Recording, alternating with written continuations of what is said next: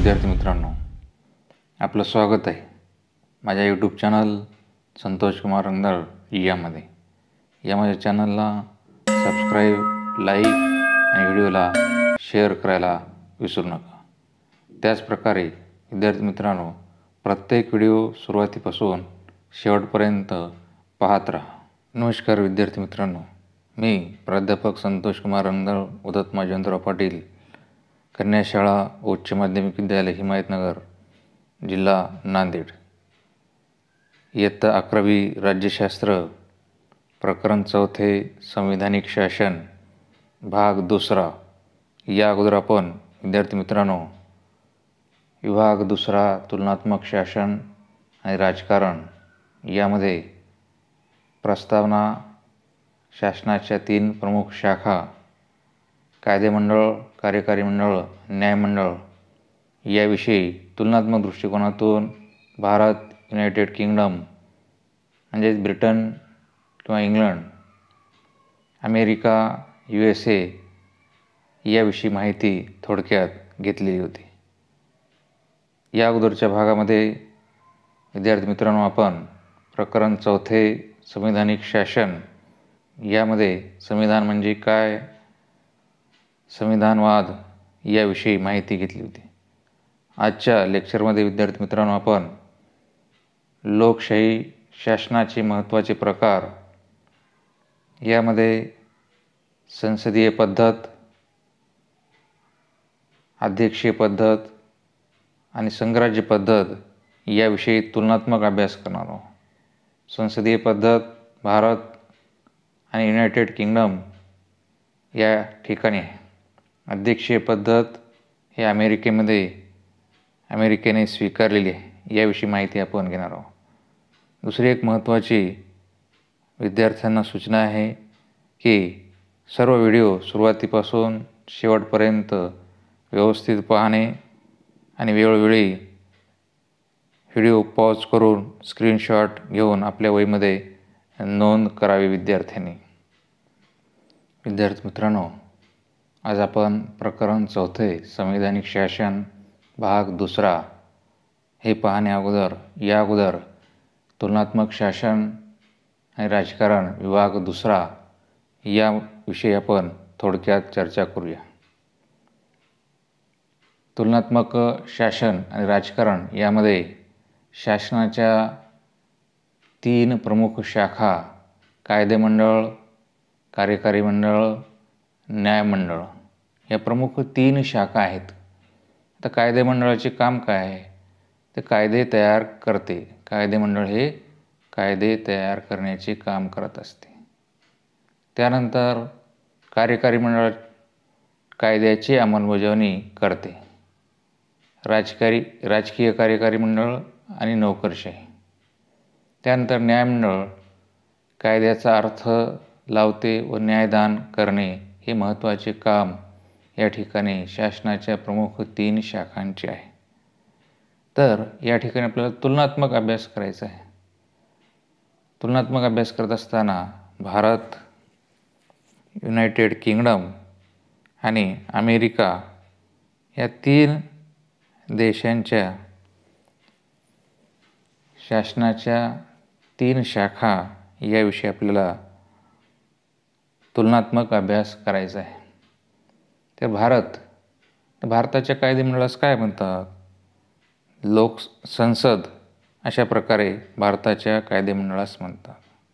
United kingdom यांच्या कायदेमंडळास संसद असे म्हटले जाते। त्याचप्रकारे अमेरिकेच्या कायदेमंडळास काँग्रेस असे म्हटले जाते। तर भारताच्या कायदेमंडळास संसद म्हणतात आणि संसदेचे 2 सभागृह आहेत, लोकसभा आणि राज्यसभा। त्यानंतर युनायटेड किंगडम कायदेमंडळ संसदेचे 2 सभागृह, हाऊस ऑफ कॉमन्स आणि हाऊस ऑफ लॉर्ड्स। त्यानंतर अमेरिकेचे कायदेमंडळास काँग्रेस, हाऊस ऑफ रिप्रेझेंटेटिव्ह आणि सिनेट। अशा प्रकारे प्रत्येक कायदेमंडळाचे 2 सभागृह या ठिकाणी आपण तुलनात्मक दृष्टिकोनातून पाहतो। त्यानंतर भारताची कार्यकारी मंडळ यामध्ये राष्ट्रपती हा राज्याचा प्रमुख आहे. तर युनायटेड किंगडमच्या कार्यकारी मंडळामध्ये राजेशाही आहे. राजा किंवा राणी हा राज्याचा प्रमुख आहे. भारतामध्ये शासनाचा प्रमुख हा प्रधानमंत्री आहे आणि मंत्रिमंडळ त्या ठिकाणी आहे. युनायटेड किंगडममध्ये त्या ठिकाणी प्रधानमंत्री हा शासनाचा प्रमुख आहे आणि नोकरशाही प्रशासकीय यंत्रणा आहे. भारतामध्ये सुद्धा नोकरशाही प्रशासकीय यंत्रणा त्या ठिकाणी. तर अमेरिकेत कशा प्रकारे आहे कार्यकारी मंडळ? राजकीय कार्यकारी मंडळ अध्यक्ष राज्याचा आणि शासनाचा प्रमुख आहे आणि सचिव आहे त्या ठिकाणी आणि नोकरशाही प्रशासकीय यंत्रणा आहे. त्यानंतर न्यायमंडळ भारताचे सर्वोच्च न्यायालय, उच्च न्यायालय, दुय्यम न्यायालय आणि इतर न्यायालय अशा प्रकारे भारताच्या न्यायमंडळाची रचना आहे. युनायटेड किंगडम त्या न्यायमंडळाची रचना आहे सर्वोच्च न्यायालय आणि इतर न्यायालय अशा प्रकारे. अमेरिकेच्या न्यायमंडळाची रचना सर्वोच्च न्यायालय, राज्याचे सर्वोच्च न्यायालय व इतर न्यायालय अशा प्रकारे त्या ठिकाणी तुलनात्मक दृष्टिकोनातून त्या ठिकाणी आपल्याला अभ्यास करायचा आहे. यानंतर विद्यार्थी मित्रांनो, आपण तुलनात्मक शासन आणि राजकारण यामध्ये पाहत असताना 4 प्रकरणाचा आपण अभ्यास करणार आहोत. यापैकी प्रकरण 4 संविधानिक शासन याचा भाग पहिला आपण घेतलेला, आज भाग दुसरा पाहणार आहोत. त्यानंतर प्रकरण 5 प्रतिनिधित्वाची संकल्पना. त्यानंतर प्रकरण 6 न्यायमंडळाची भूमिका. तिन्ही प्रकरणामध्ये आपण तुलनात्मक अभ्यास त्या ठिकाणी आपण करणार आहोत. त्यानंतर प्रकरण 4 यामध्ये भाग 1 मध्ये आपण संविधान म्हणजे काय, संविधान हा एक जिवंत दस्तऐवज आहे आणि देशाचा कारभार कसा चालवावा हे यात नमूद केलेले असते. संविधानामध्ये 3 महत्त्वाचे परस्पर संबंधित घटक असतात. संविधान नियमांचा संच आहे. संविधानात कायदेमंडळ, कार्यकारी मंडळ, न्यायमंडळ या शासनाच्या 3 विभागांची संरचना, त्यांचे अधिकार, कार्य व त्यांची कर्तव्ये यासंबंधी नियम असतात. अशा प्रकारे संविधान हे एक नियमांचा संच आहे. त्यानंतर विद्यार्थी मित्रांनो, आपण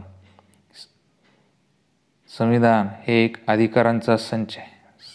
संविधान नागरिकांचे हक्क व कर्तव्ये नमूद करते, तसेच या हक्कांचे संरक्षण करते.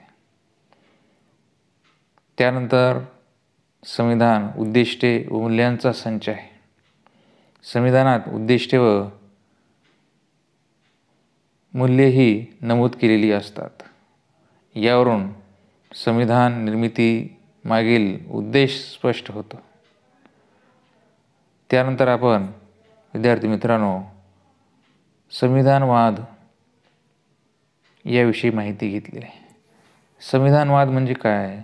संविधानवाद म्हणजे शासनाचे अधिकार मर्यादित असणे, शासनावरील मर्यादा संविधानात नमूद केलेल्या असतात किंवा त्या परंपरेने चालत आलेल्या असतात. जॉन लॉक सामाजिक कराराचा सिद्धांत यांनी मांडलेला आहे. शासन चुकीच्या गोष्टी करू शकत नाही आणि जर त्या गोष्टी शासनाने केल्या तर लोकांना ते शासन बदलण्याचा अधिकार असतो. अशा प्रकारे आपण विद्यार्थी मित्रांनो संविधानवाद याविषयी माहिती घेतली. यामध्ये आधुनिक संविधानवाद प्रथम अमेरिकन संविधानातून मांडला गेलेला आपल्याला दिसून येतो. त्यानंतर आपण भारतातही संविधानाने व्यक्तीच्या मूलभूत हक्कांवर बंधने घालण्यास शासनास मज्जाव केलेला आहे. या ठिकाणी भारतीय घटना समितीची बैठक याविषयी इमेज दिलेली आहे. त्यानंतर विद्यार्थी मित्रांनो आपण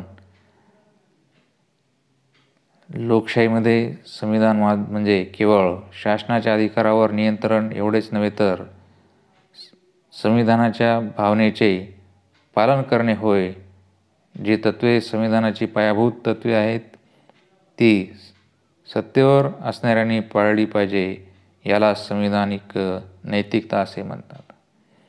डॉक्टर बाबासाहेब आंबेडकरांचे घटना समितीतील भाषण, संविधानिक नैतिकता ही नैसर्गिक भावना नाही, ती रुजवावी लागेल, आपल्या लोकांना ती शिकावी लागेल, अशा प्रकारे डॉक्टर बाबासाहेब आंबेडकर यांनी घटना समितीतील भाषणात म्हटले होते. त्यानंतर या ठिकाणी विद्यार्थी मित्रांनो, आज आपण प्रामुख्याने लोकशाही शासनाचे महत्त्वाचे प्रकार, संसदीय पद्धत, यामध्ये भारतातील संसदीय पद्धत, त्यानंतर युनायटेड किंगडम येथील संसदीय पद्धत आणि अमेरिकेतील अध्यक्षीय पद्धत याविषयी माहिती घेणार. त्याचप्रकारे विद्यार्थी मित्रांनो, आपण संघराज्य पद्धतीविषयी सुद्धा माहिती घेणार आहोत. तर सुरुवात पहिले आपण विद्यार्थी मित्रांनो या ठिकाणी लोकशाही शासनाचे महत्त्वाचे प्रकार याविषयी माहिती आपण घेणार आहोत. तर ही माहिती घेत असताना तुलनात्मक दृष्टिकोनातून आपल्याला या ठिकाणी अभ्यास करायचा आहे. तर लोकशाही ही अशी व्यवस्था आहे ज्यात लोक आपले राज्यकर्ते निवडतात, परंतु लोकशाहीमध्ये एकाच प्रकारची शासन व्यवस्था नसते. यातील दोन प्रमुख प्रकार म्हणजे संसदीय पद्धत व अध्यक्षीय पद्धत. भारत आणि युनायटेड किंगडममध्ये संसदीय पद्धत आहे, तर अमेरिकेमध्ये अध्यक्षीय पद्धत आहे. या दोन्ही प्रकारात कायदेमंडळ, कार्यकारी मंडळ यातील परस्पर संबंध भिन्न असतात. कायदेमंडळ व कार्यकारी मंडळ यातील परस्पर संबंधावरून हे दोन प्रकार पडतात. सुरुवातीला पहिले आपण विद्यार्थी मित्रांनो संसदीय पद्धत म्हणजे काय याविषयी माहिती घेऊ.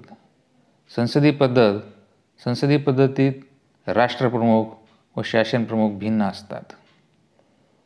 राष्ट्रपती अथवा युनायटेड किंगडममधील राजा किंवा राणी हे राष्ट्रप्रमुख असतात, तर प्रधानमंत्री हे शासनप्रमुख असतात. राष्ट्रपती व राजा, प्रधानमंत्री आणि मंत्रिमंडळ यांचे मिळून कार्यकारी मंडळ बनते. राष्ट्रपती अथवा राजा हे नामधारी प्रमुख असतात, परंतु वास्तविक सत्ता ही प्रधानमंत्री व मंत्रिमंडळाकडे असते. अशा प्रकारे संसदीय पद्धतीत दोन कार्यकारी प्रमुख असतात, एक नामधारी प्रमुख व एक वास्तविक प्रमुख असतो, आणि देशाचा कारभार हा नामधारी प्रमुखाच्या नावाने व आज्ञेने चालत असला तरी प्रत्यक्ष निर्णय हे वास्तव प्रमुख घेत असतात. नामधारी प्रमुखाचे अधिकार नावापुरतेच असतात. नामधारी प्रमुख कोण आहेत यावरून संसदीय पद्धतीमध्ये दोन प्रकार पडतात. त्यामध्ये संविधानिक राजेशाही आणि प्रजासत्ताक अशा प्रकारे पडतात. तर सुरुवातीला आपण पहिले प्रजासत्ताक संसदीय पद्धत ही भारताने स्वीकारलेली आहे. या ठिकाणी आपण पाहतो की भारतीय शासन व्यवस्थेने संसदीय पद्धत ही इंग्लंडपासून, युनायटेड किंगडमपासून आपण स्वीकारलेली आहे. भारतीय शासन व्यवस्था ही संसदीय पद्धत आहे आणि या ठिकाणी राज्याचा प्रमुख हा राष्ट्रपती आहे, नामधारी प्रमुख आहे. कार्यकारी मंडळ, कायदेमंडळ आणि न्यायमंडळ या ठिकाणी आपल्याला पाहू शकतो आपण. कार्यकारी मंडळ प्रधानमंत्री शासनाचा प्रमुख आहे आणि मंत्रिमंडळ. कायदेमंडळ संसद भवन म्हणजे संसदेला कायदेमंडळ म्हणतात. संसदेचे दोन सभागृह, भारतीय संसदेचे लोकसभा आणि राज्यसभा. न्यायमंडळ सर्वोच्च न्यायालय त्या ठिकाणी आपण इमेजमध्ये पाहू शकतो. अशा प्रकारे लोकशाही शासनाचे महत्त्वाचे प्रकार संसदीय पद्धत आणि संसदीय पद्धतमध्ये या ठिकाणी आपण भारताने प्रजासत्ताक संसदीय शासन पद्धतीचा स्वीकार केलेला आहे. त्यानंतर विद्यार्थी मित्रांनो, शासन व्यवस्था युनायटेड किंगडम ही संसदीय शासन पद्धतीची जननी आहे आणि त्या ठिकाणी संविधानिक राजेशाही आहे. संसदीय पद्धतीची 2 प्रकारपैकी संविधानिक राजेशाही संसदीय पद्धत ही युनायटेड किंगडममध्ये आहे. या ठिकाणी राजेशाही राजा किंवा राजा अथवा राणी हा राज्याचा प्रमुख असतो. त्यानंतर कार्यकारी मंडळ, कायदेमंडळ आणि न्यायमंडळ आहे. शासनाच्या प्रमुख 3 शाखा आहेत. या ठिकाणी कार्यकारी मंडळ प्रधानमंत्री शासन प्रमुख आहे आणि मंत्रिमंडळ. त्यानंतर कायदेमंडळ, संसदेला कायदेमंडळ म्हणतात आणि कायदेमंडळाचे युनायटेड किंगडमच्या 2 सभागृह आहेत, हाऊस ऑफ कॉमन्स आणि हाऊस ऑफ लॉर्ड्स. त्यानंतर स्वतंत्र असे न्यायमंडळ आहे आणि सर्वोच्च न्यायालय त्या ठिकाणी, न्यायमंडळाचे सर्वोच्च न्यायालय त्या ठिकाणी आहे. त्यानंतर विद्यार्थी मित्रांनो, ज्या ठिकाणी नामधारी प्रमुख हा वंशपरंपरेने निवडला जातो त्याला संविधानिक राजेशाही असे म्हणतात. तर ज्या ठिकाणी नामधारी प्रमुख हा निवडून दिला जातो त्या प्रकाराला प्रजासत्ताक असे म्हणतात. प्रजासत्ताकाच्या प्रमुखाला राष्ट्रपती असे म्हणतात. ते नामधारी प्रमुख असतात आणि ते देशाच्या राजकीय व्यवस्थेचे देखील प्रमुख असतात. मंत्रिमंडळाच्या प्रमुखाला प्रधानमंत्री म्हणतात. संसदेमध्ये बहुमत असलेल्या व्यक्तीला प्रधानमंत्री म्हणून नियुक्त करतात. प्रधानमंत्र्याची नियुक्ती राष्ट्रपती अथवा राजा करतो.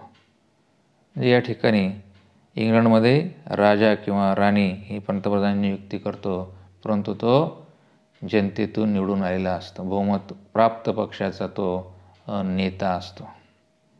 त्यानंतर भारतामध्ये राष्ट्रपती हा त्या ठिकाणी प्रधानमंत्र्याची नियुक्ती करतो, परंतु तो नियुक्ती करत असताना त्या ठिकाणी आपण पाहतो की संपूर्णपणे जनतेतून निवडून आलेला जनतेचा प्रतिनिधी म्हणजेच बहुमत प्राप्त पक्षाच्या नेत्याला राष्ट्रपती हा पंतप्रधान म्हणून त्या ठिकाणी नियुक्ती करत असतो.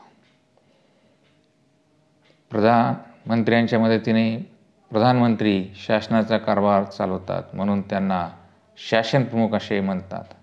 अध्यक्षीय पद्धतीत शासनाचा कारभार अध्यक्ष चालवतात म्हणून राष्ट्रप्रमुख व शासन प्रमुख दोन्ही तेच असतात. या ठिकाणी आपल्याला पाहत असताना अध्यक्षीय पद्धत, अमेरिका शासन व्यवस्था ही अध्यक्षीय पद्धत आहे आणि सत्ता विभागांतर्गत असलेले शासनाचे 3 घटक कायदेमंडळ, कार्यकारी मंडळ आणि न्यायमंडळ. त्या ठिकाणी कायदेमंडळ Congress, house of representative, Senate. त्यानंतर कार्यकारी मंडळ राष्ट्राध्यक्ष, उपराष्ट्राध्यक्ष, सचिव, मंत्रिमंडळ. न्यायमंडळ सर्वोच्च न्यायालय आणि इतर न्यायालय.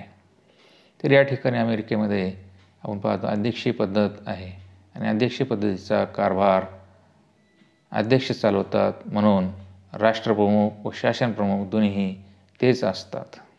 संसदीय पद्धतीमध्ये 2 प्रमुख आहेत, परंतु या ठिकाणी अध्यक्षीय पद्धतीमध्ये त्या ठिकाणी राष्ट्रप्रमुख आणि शासन प्रमुख हा त्या ठिकाणचा अध्यक्षच असतो. संसदेमध्ये बहुमत असेपर्यंत प्रधानमंत्री व मंत्रिमंडळ सत्तेत असतात. या ठिकाणी युनायटेड किंगडम आणि भारत या त्या ठिकाणी संसदेमध्ये बहुमत असेपर्यंत प्रधानमंत्री व मंत्रिमंडळ सत्तेत असतात. बहुतांश संसदीय पद्धतीत संसदेचे दोन्ही सभागृह असतात. उदाहरणार्थ युनायटेड किंगडममध्ये आपण या ठिकाणी पाहू शकतो. युनायटेड किंगडममध्ये त्या ठिकाणी संसदेची हाऊस ऑफ लॉर्ड्स आणि हाऊस ऑफ कॉमन्स ही 2 सभागृहे आहेत. तर भारतामध्ये संसदेचे या ठिकाणी पाहू शकतो आपण 2 सभागृह आहेत आणि ते म्हणजे लोकसभा आणि राज्यसभा हे 2 सभागृह त्या ठिकाणी. हाऊस ऑफ कॉमन्स आणि लोकसभा हे लोकांनी निवडून दिलेले सभागृह आहेत. या सभागृहातील बहुमतामुळे कार्यकारी मंडळ सत्तेवर राहते. म्हणजे जोपर्यंत त्या ठिकाणी लोकांचे प्रतिनिधी हे लोकसभा आणि हाऊस ऑफ कॉमन्स, भारतामध्ये लोकसभा आणि इंग्लंड संसदेमध्ये हाऊस ऑफ कॉमन्स या ठिकाणी लोकांचे प्रतिनिधी असतात. आणि जोपर्यंत या ठिकाणी हाऊस ऑफ कॉमन्स आणि लोकसभा या सभागृहामध्ये बहुमतामुळे कार्यकारी मंडळ सत्तेवर बहुमत आहे तोपर्यंत सत्तेवर हे राहत असते. त्यानंतर विद्यार्थी मित्रांनो, अध्यक्षीय पद्धत पाहत असताना या ठिकाणी अध्यक्षीय पद्धतीत कार्यकारी प्रमुख हे या ठिकाणी आपण अध्यक्षीय पद्धत पाहूया. अमेरिकेमध्ये अध्यक्षीय पद्धत आहे. अध्यक्षीय पद्धतीत कार्यकारी प्रमुख हे मर्यादित काळासाठी लोकांकडून निवडले जातात. प्रत्यक्षपणे या ठिकाणी अध्यक्षीय पद्धतीमध्ये लोकांकडून अध्यक्ष हे निवडले जातात. या कार्यकारी प्रमुखांना अध्यक्ष असे म्हणतात, म्हणून या पद्धतीला अध्यक्षीय पद्धत असे म्हणतात. राष्ट्रप्रमुख व शासनप्रमुख हे दोन्ही पदे अध्यक्ष भूषवतात या ठिकाणी अध्यक्ष पद्धतीमध्ये. परंतु संसदीय पद्धतीमध्ये काय दोन प्रमुख होते, राजा किंवा राणी आणि राष्ट्रपती आणि प्रधानमंत्री अशा प्रकारे होते. राष्ट्रप्रमुख व शासनप्रमुख दोन्ही पदे अध्यक्ष भूषवतात, म्हणून यांना अध्यक्षीय पद्धत असे म्हणतात. अध्यक्षांना संविधानाने अधिकार दिलेले असतात. कायदेमंडळाकडून बनविलेल्या कायद्यानुसार शासनाचा कारभार चालविणे हा त्यांचा प्रमुख अधिकार आहे. अध्यक्ष त्यांच्या इच्छेनुसार मंत्री अथवा राजदूत यांची अधिकारी म्हणून नियुक्ती करतात. या पद्धतीमध्ये कार्यकारी मंडळातील सदस्यांना कायदेमंडळाचे सदस्य होता येत नाही. उदाहरणार्थ मंत्री, अमेरिकेत त्यांना सचिव म्हणतात. हे काँग्रेसचे सभासद नसतात. हे या ठिकाणी आपल्याला बाब लक्षात घेणं आवश्यक आहे. आहे की नाही विद्यार्थी मित्रांनो, या ठिकाणी आपल्याला ही बाब आपल्याला लक्षात घेणे आवश्यक आहे. कायदेमंडळ हे लोकांकडून निवडले जाते आणि संविधानाने त्यांना कायदे करण्याचा अधिकार दिला आहे, परंतु हा अधिकार मर्यादित आहे. कारण अध्यक्षांच्या मंजुरीनंतरच हे कायदे संमत होतात. कायदेमंडळाचे कायदे नाकारण्याचा अधिकार अध्यक्षांना असतो. याला नकाराधिकार व्हेटो पॉवर असे म्हणतात. हे अमेरिकेच्या अध्यक्षांना आहे. एखाद्या समस्येचे निराकरण करण्यासाठी कार्यकारी मंडळाने प्रस्तावित केलेला कायदा मंजूर करण्याची विनंती ते कायदेमंडळाला करू शकतात. अध्यक्षांनी संविधानाचे उल्लंघन केले तर कायदेमंडळ त्यांना पदच्युत करू शकते. वस्तुतः लोकशाही शासन व्यवस्थेमध्ये अशी वेळ अभावानेच येते. सत्तेवर राहण्यासाठी अध्यक्षांना कायदेमंडळाची बहुमताची गरज नसते. कायदेमंडळात बहुमत नाही म्हणून त्यांना राजीनामा देण्याची गरज नसते. परंतु त्यांना कायदेमंडळात बहुमत नसेल तर शासनाच्या कामकाजात अडथळे येऊ शकतात. कारण त्या परिस्थितीमध्ये कायदेमंडळ व कार्यकारी मंडळ एकमेकांची सतत अडवणूक करू शकतात. तर अशा प्रकारे संसदीय पद्धत भारत, त्यानंतर युनायटेड किंगडम या ठिकाणी संसदीय पद्धत आहे. त्यामध्ये सुद्धा संसदीय पद्धतीचे दोन प्रकार, संविधानिक राजेशाही हे युनायटेड किंगडममध्ये आहे आणि प्रजासत्ताक संसदीय पद्धत ही त्या ठिकाणी भारतामध्ये आहे आणि अध्यक्षीय पद्धत ही अमेरिकेमध्ये त्या ठिकाणी आहे. हे त्या ठिकाणी आपल्याला त्यानंतर आपल्याला माहीत आहे का तुम्हाला पेज क्रमांक पुस्तकाच्या 33 वरती आपल्याला दिलेलं आहे. अध्यक्षीय पद्धत असलेले देश कोणकोणते आहेत? अमेरिका, मेक्सिको, ब्राझील, अर्जेंटिना, दक्षिण आफ्रिका इत्यादी देश हे देशामध्ये अध्यक्षीय पद्धत आहे. संसदीय पद्धत असलेले देश कोणते आहेत? Bharat, United kingdom, Germany, Italy, Japan, Canada, Australia इत्यादी देशामध्ये संसदीय पद्धत असलेले देश आहे. संसदीय शासन पद्धती त्या ठिकाणी आहे विद्यार्थी मित्रांनो. तर हे व्हिडिओ पाहत असताना ही जी अधिकची माहिती आहे ते स्क्रीनशॉट काढून आपल्या वहीमध्ये नोंदवायची आहे. त्याचप्रकारे विद्यार्थी मित्रांनो, या ठिकाणी अध्यक्षीय पद्धत हे दिलेली आहेत, हे सुद्धा आपण वहीमध्ये उतरवून घ्यायचं आहे. पेज क्रमांक त्या ठिकाणी दिलेला आहे 32 वरती या ठिकाणी अमेरिकन शासन व्यवस्था दिलेली आहे. त्यानंतर पेज क्रमांक 31 वरती त्या ठिकाणी युनायटेड किंगडमची संसदीय पद्धत हे सुद्धा आपण त्या ठिकाणी वहीमध्ये उतरवून घ्यायचं आहे, लिहून घ्यायचं आहे. त्यानंतर अगोदर आपण जे पाहिलं होतं लोकशाही शासनाची महत्त्वाची प्रकार आहे संसदीय पद्धत, यामध्ये भारताची शासन व्यवस्था संसदीय पद्धत हे सुद्धा आपण स्क्रीनशॉट काढून घेऊन त्या ठिकाणी नोंदवायचं, आपल्या वहीमध्ये नोंद करून घ्यायची आहे. यानंतर विद्यार्थी मित्रांनो, आपण संघराज्य पद्धत म्हणजे काय याविषयी त्या ठिकाणी माहिती घेऊया. तर काही देश आकाराने मोठे असतात व त्यात अनेक प्रदेश असतात. अशा देशांमध्ये एका शासनामार्फत संपूर्ण देशाचा कारभार चालवणे अवघड असते. म्हणून या देशांमध्ये शासन व्यवस्था द्विस्तरीय असते, 2 स्तरावर असते. एक शासन राष्ट्रीय स्तरावर व दुसरे शासन प्रादेशिक स्तरावर असते. अशा प्रकारे राष्ट्रीय स्तरावर एक शासन आणि प्रादेशिक स्तरावरती एक शासन त्या ठिकाणी असते. या प्रदेशांना किंवा घटकांना राज्य अथवा प्रांत असे म्हणतात.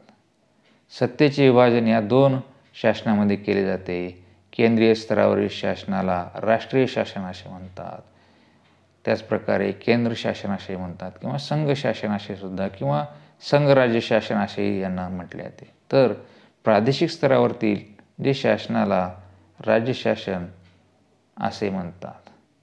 ज्या देशात अशी द्विस्तरीय यंत्रणा असते त्यांना संघराज्य पद्धत किंवा संघराज्य व्यवस्था असे म्हणतात. जे देश आकारमानाने लहान असतात त्या देशात केंद्रस्थानी एकच शासन असते.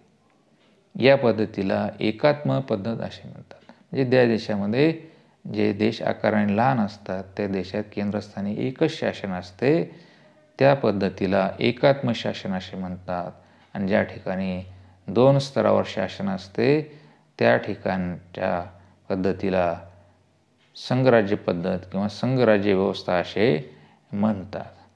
केंद्र शासन व राज्य शासन यामधील सत्तेचे विभाजन हे औपचारिक असते. संविधानात सत्तायोजन स्पष्टपणे नमूद केलेले असते. उदाहरण घ्यायचं असेल, अमेरिकन संविधानात केंद्र शासनाचे अधिकार स्पष्टपणे नमूद केलेले आहेत. भारतातही संविधानाच्या 7व्या परिशिष्टात केंद्र शासन व राज्य शासनाचे अधिकार सूचीबद्ध केले आहेत. या सत्ता विभाजनात बदल करायचे असल्यास दोन्ही शासनाची संमती आवश्यक असते. मध्ययुगातील युरोपात संघराज्याचे ऐतिहासिक संदर्भ आपणास सापडतात. विद्यार्थी मित्र, तेथे प्रबळ शत्रूचा सामना करण्यासाठी किंवा सामायिक समस्या सोडविण्यासाठी काही घटक एकत्र आले. या व्यवस्थेत अनेक शतके बदलत होत गेले व अंतिमतः एक संघ राजकीय व्यवस्था तयार झाली. याचे उत्तम उदाहरण जर आपल्याला सांगायचे असेल तर ते म्हणजे स्वित्झर्लंड.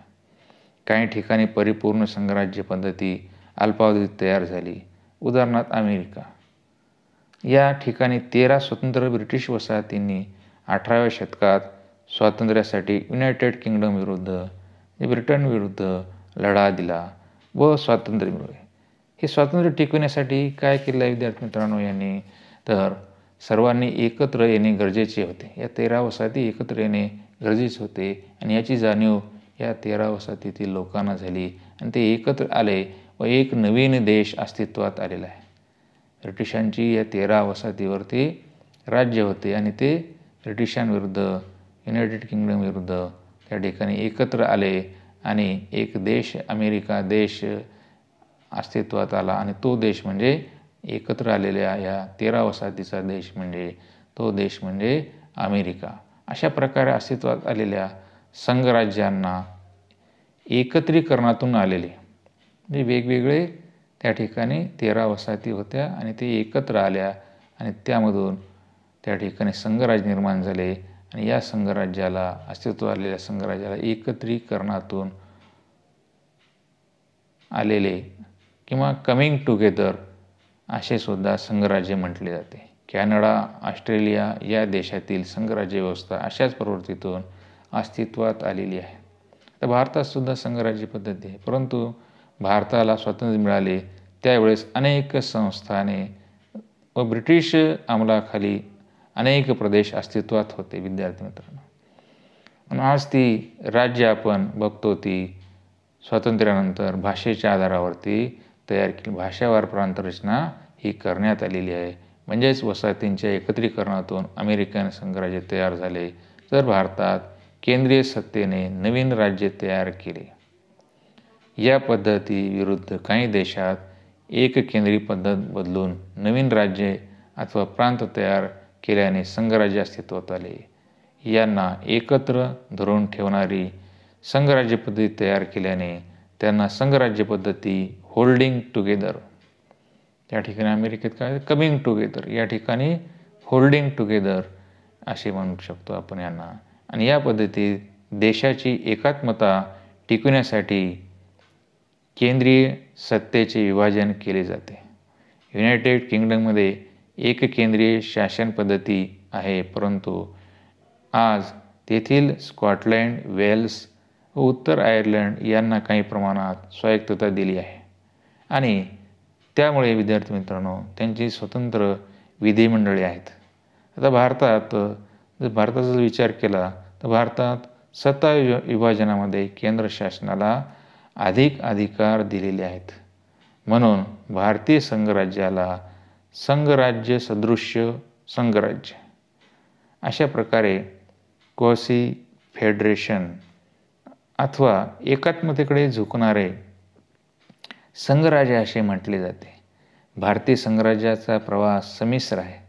स्वातंत्र्यानंतर राज्यांना वाढीव अधिकार देण्यात आले, परंतु त्यानंतरच्या काळात आर्थिक व तंत्रज्ञानातील बदलामुळे केंद्र शासनाच्या अधिकारात वाढ करण्यात आली किंवा वाढ झालेली आहे.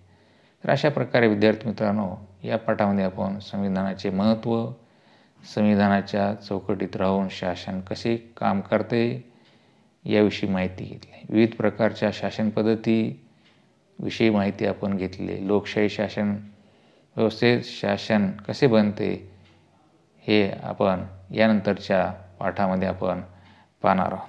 त्याचप्रकारे विद्यार्थी मित्रांनो या ठिकाणी पाहत असताना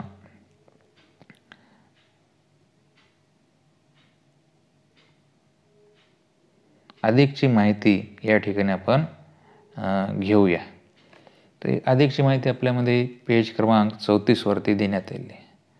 भारतीय संविधानातील 7वे परिशिष्ट यामध्ये 7व्या परिशिष्टात केंद्र सूची, राज्य सूची व समवर्ती सूची अशा 3 सूचींचा समावेश आहे. केंद्र सूचीतील विषयांवर केंद्र शासन, राज्य सूचीतील विषयांवर राज्य शासन व समवर्ती सूचीतील विषयांवर दोन्ही शासन कायदे करू शकतात. समवर्ती सूचीतील विषयांवर केंद्र व राज्य या दोन्ही कायदा बनविल्यास केंद्राचा कायदा टिकून राहतो आणि राज्याचा कायदा हा रद्द होतो. म्हणजेच केंद्र शासनाला अधिक अधिकार भारतामध्ये देण्यात आलेले आहेत. तर अशा प्रकारे विद्यार्थी मित्रांनो आज आपण पहिल्या प्रकरण 4 संविधानिक शासन यामध्ये पहिल्या भागामध्ये संविधान म्हणजे काय, त्यानंतर संविधानवाद म्हणजे काय, आज आपण लोकशाही शासनाचे महत्त्वाचे प्रकार, संसदीय पद्धत, अध्यक्षीय पद्धत आणि संघराज्य पद्धत याविषयी माहिती घेतलेली आहे. त्याचप्रकारे या ठिकाणी स्वाध्याय आपणास दिलेला आहे. तर स्वाध्याय त्या ठिकाणी विद्यार्थी मित्रांनो आपण सोडवायचं. यामध्ये प्रश्न पहिला दिलेल्या पर्यायांपैकी योग्य पर्याय निवडून विधाने पूर्ण करा. ब चुकीची जोडी दुरुस्त करून लिहा. क गटात न बसणारा शब्द ओळखा. त्यानंतर प्रश्न दुसरा खालील विधाने चुकीबरोबर सहकारण स्पष्ट करा. त्यानंतर प्रश्न तिसरा सहसंबंध स्पष्ट करा. प्रश्न चौथा पुढील प्रश्नाची उत्तरे लिहा. प्रश्न पाचवा दिलेल्या मुद्द्यांच्या आधारे पुढील प्रश्नाचे सविस्तर उत्तरे लिहा. आणि उपक्रम दिलेला अमेरिकन संविधानातील बिल ऑफ राईट्समध्ये कोणते हक्क नमूद केलेले आहेत ते आपण त्या ठिकाणी वेबसाईटवरतून काढू शकतो. आपण सर्च करून त्या ठिकाणी गुगलवरती सर्च करून आपण ही माहिती अमेरिकन संविधानातील बिल ऑफ राईट्समध्ये कोणते अधिकार नमूद केलेले आहेत याविषयी माहिती आपल्याला काढायची. हे सुद्धा स्वाध्याय प्रश्न उत्तरे त्या ठिकाणी आपण लिहायचे आहे, सोडवायचे आहे. यावरती सुद्धा आपली ऑनलाईन टेस्टसुद्धा होणार आहे. तर विद्यार्थी मित्रांनो, तर या प्रकारे सुरुवातीपासून शेवटपर्यंत व्हिडिओ आपण पाहायचा आहे. प्रत्येक वेळेस व्हिडिओ पॉज करून स्क्रीनशॉट घ्यायचे आहेत आणि आपल्याला लिहून घ्यायचे आहे. काही शंका असेल, प्रश्न असतील तर व्हिडिओच्या डिस्क्रिप्शन बॉक्समध्ये त्या ठिकाणी तुम्ही नमूद करायचे आहेत. तर भेटूया विद्यार्थी मित्रांनो. धन्यवाद.